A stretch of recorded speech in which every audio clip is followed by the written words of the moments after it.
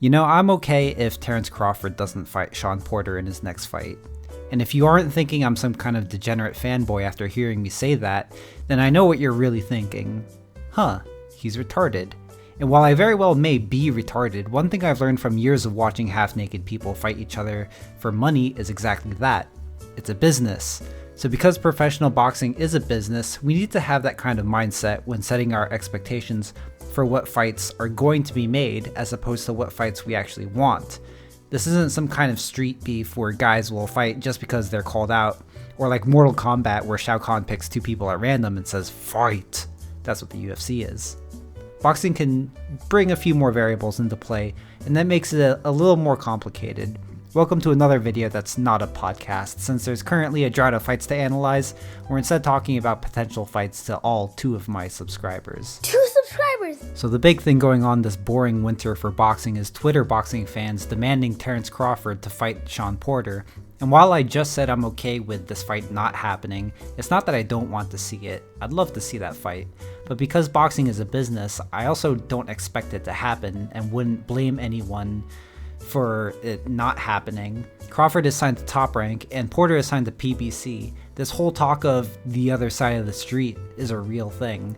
It's not about being scared to fight or ducking or anything like that. Top Rank has a deal with ESPN and PBC has a deal with Fox.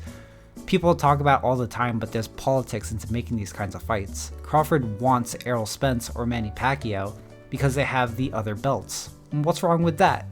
All of those fights involve multiple different companies needing to come together to make them happen, which means it has to be worth it for all parties. If Crawford and Porter were to fight, Top Rank and PBC would first of all, need to split the revenue, which nobody wants to do. They would need to agree on what the split would be. What network would handle the broadcast? Would it be a joint broadcast between ESPN and Fox? Would it be pay-per-view? What do the higher-ups over at Top Rank and PBC and at the networks like ESPN and Fox think? Does Top Rank want to risk losing Crawford's WBO belt to a PBC fighter and never have a chance to get it back to one of their fighters?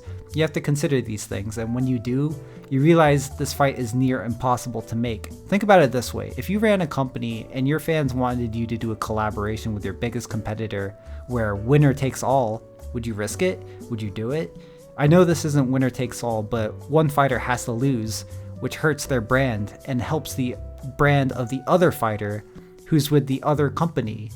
If you promoted a fighter, would you want to split half the ticket sales with your competitor and still have to pay your fighter and the network and be at risk of him losing in the first place?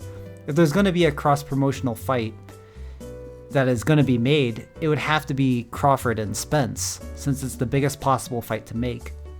Kind of like the Mayweather-Pacquiao fight, both promotions, both networks would need to split the revenue, so it needs to be a big enough fight for all parties to make a profit. Think of it this way: if Top Rank puts Crawford against Porter and he loses his belt, what are they going to do with Crawford next? His stock plummets because all the belts will be on the other side of the street. If he wins, what does it gain them?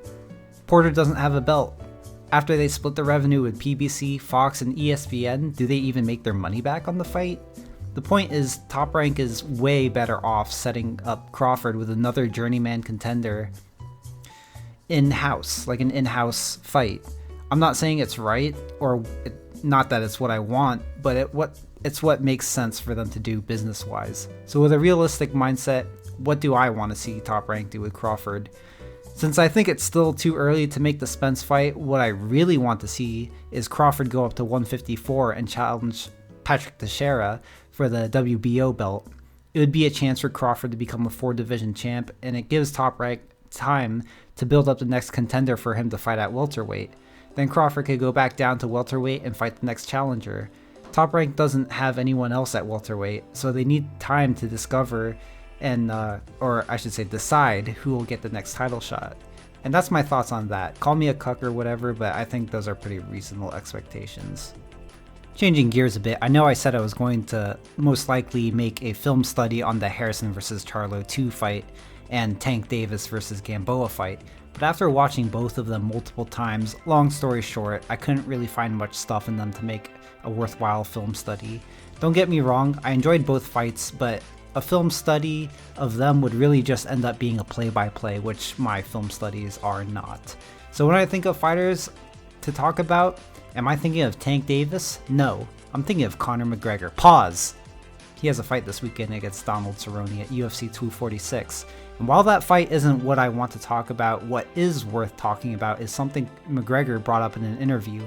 As you can see in the title, Conor McGregor wants to fight Manny Pacquiao. During an ESPN interview with Ariel Helwani, he was talking about going back to boxing and that there was an offer to fight Manny Pacquiao. I'll put a link to the interview in the description so you can watch the interview for yourself. But I'm bringing this up because I actually don't dismiss this as a possibility. Pacquiao has one more fight on his PBC contract. I thought he was going to fight Mikey Garcia, but since Mikey went to DAZN, he could either fight Danny Garcia if Danny wins his upcoming fight, or take a soft fight for his final fight. But after that, Manny could do whatever he wants. As much as I don't want to see a garbage cash grab against Conor McGregor, I can't deny that it very much could be a possibility. Keep in mind, Pacquiao just beat Keith Thurman. Conor McGregor is an MMA fighter. When he came to boxing to fight a retired Floyd Mayweather, he gassed out by the 5th round. Not only is Pacquiao active, I think he's a much worse matchup for McGregor than Mayweather was. So even though I'm shitty at predicting fights, I don't think it's hard to see how this fight would go. Anyway, that's pretty much all I wanted to talk about this time. Sorry this isn't my usual overly pretentious type of analysis video, but if you're new to the channel, consider subscribing if you're a fight fan. Whether you're a brand new fan, an absolute Chad who thinks boxing is boring, or a war-hardened veteran that used to spar Mike Tyson, I've got content for all of you. I scratch my balls all day and watch fights because I like watching cool fights, but there isn't much to look forward to recently. What fights are you guys looking forward to? Let me know in the comments and I might make a video on it. Anyways, thank you all for watching and I'll see you all in the next one.